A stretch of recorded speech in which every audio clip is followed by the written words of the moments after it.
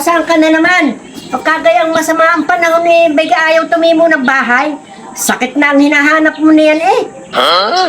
Bigla ko inay, marami nang nakikita ang nakakabunot ng kabute. Bigla napapanood ko sa Facebook, ang dami nang nakakakuha. Ngayon hindi kay Agosto na. Akin titingnan yung mga sibulang ko ng kabute, baka meron na. Pahingi nga ako diyan kuwan. Lalagyan.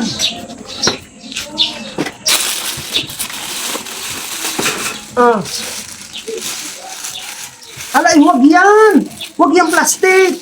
Ay, di kitang-kita ang laman! Ay, alam nyo ga, pag ako'y nakabunot ng kabuti, ako'y dadaan din sa bahayan. Ay, di makikita.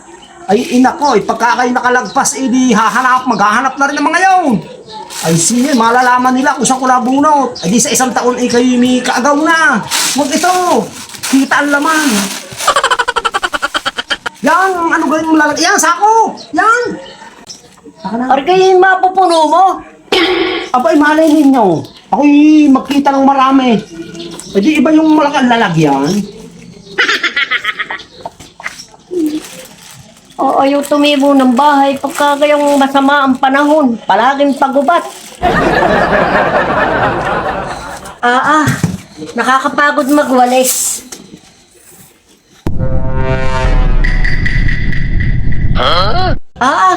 Kabilis nito si Kaislaw. Katatalikod lang ang inari ni na eh.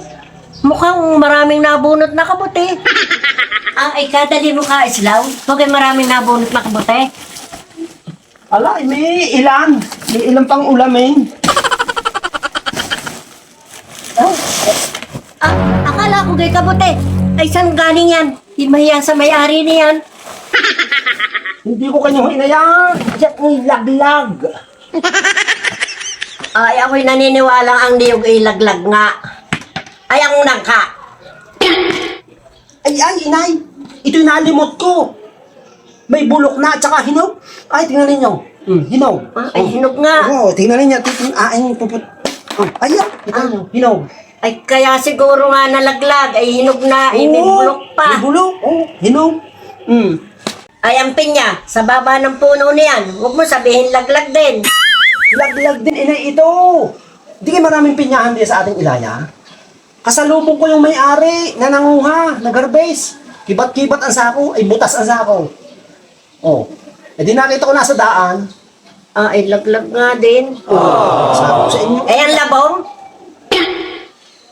Ay di kayo kagabi napakalakas ng hangin at may bagyo. Ay di kayo matataas ang labong. Ay di kayo mga nabali. Ay lahat nga'y laglag nga.